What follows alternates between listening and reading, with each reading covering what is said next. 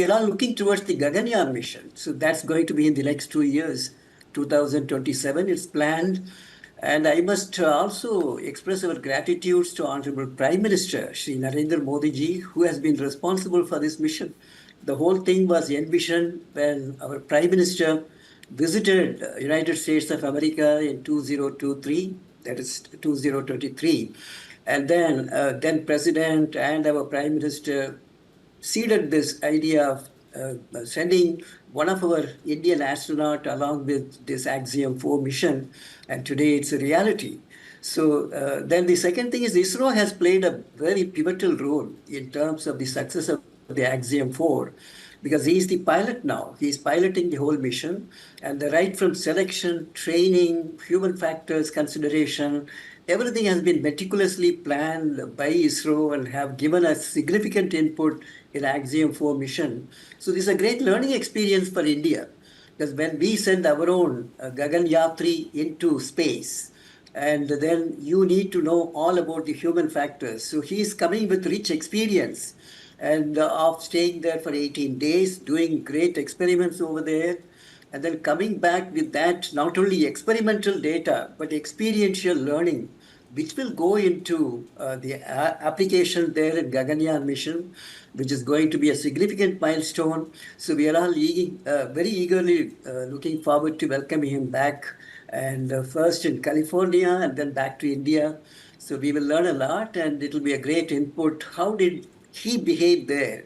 What are the challenges, human factor challenges he experienced in the low gravity or hypogravity environment?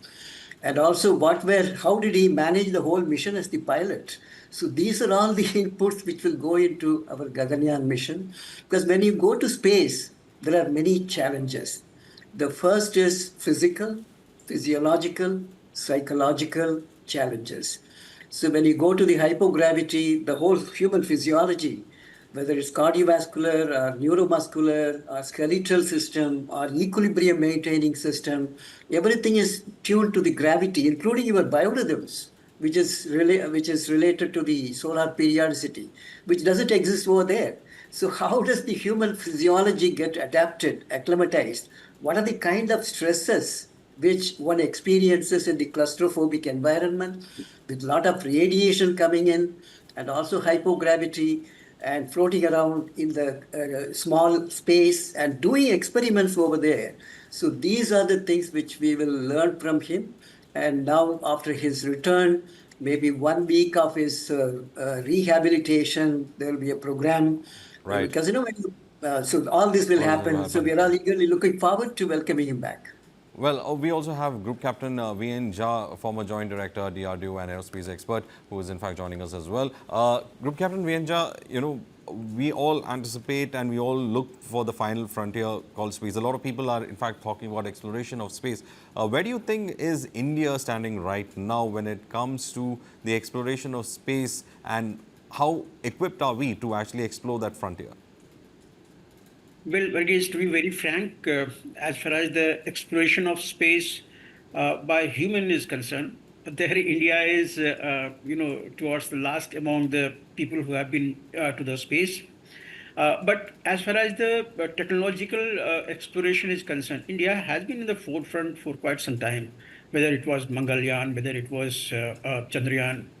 And space as such, we have been putting our assets at various orbits, be it lower Earth orbit or the GTO, geostationary orbit. Our satellites are there, and we have been trying to explore both space and the Earth's resources for a fairly long time. And today, there is hardly any walk of life here in India, which is not being added or supported by the space technologies. So we have been doing a lot in that area. And as far as this human space program is concerned, yes, I can understand that India is slightly behind because we have not been able to send our own human space asset into the space. This is the subject of my specialty. I've written a book onto it about the concepts. because in my time, as long as I was there, the space technology had not been to the space. But yes, we had interaction even with the ISRO. They wanted our technologies to go there. But somehow it has not materialized as yet. But then Gaganyaan project is the one where we will start gaining the first-hand experience of the human in the space. And I also thank PM Modi when he had gone earlier, as Dr. Selvamurthy mentioned, in 2023. There are four opportunities of interaction with the US. One is, of course, this Axiom-4 that we have seen. Second is shortly you will see the NISAR project, NASA and ISRO's combined satellite, joint satellite, with some very phenomenal performance into it. Thereafter, then again, India will be collaborating with the Artemis 2 program of NASA. And last but not the least, there is a continued cooperation with the ISRO on the human space mission. So all these are due, but as far as the experiments are concerned, look, I'm very glad that in this particular mission, Exam 4, that the 7 experiments have gone through. Every experiment, people have given the thought as to how to simulate here first on the Earth, because after you go to the space, there is a limited space in the International Space Station, as Dr. Selvamurthy mentioned to you. There is a microgravity. Gravity is not there. You leave the spoon there, it will continue floating. It will neither go up nor come down, because the centrifugal force at that velocity of about 7.6 kilometers per second is equal to the centripetal force, that is the gravity of the Earth.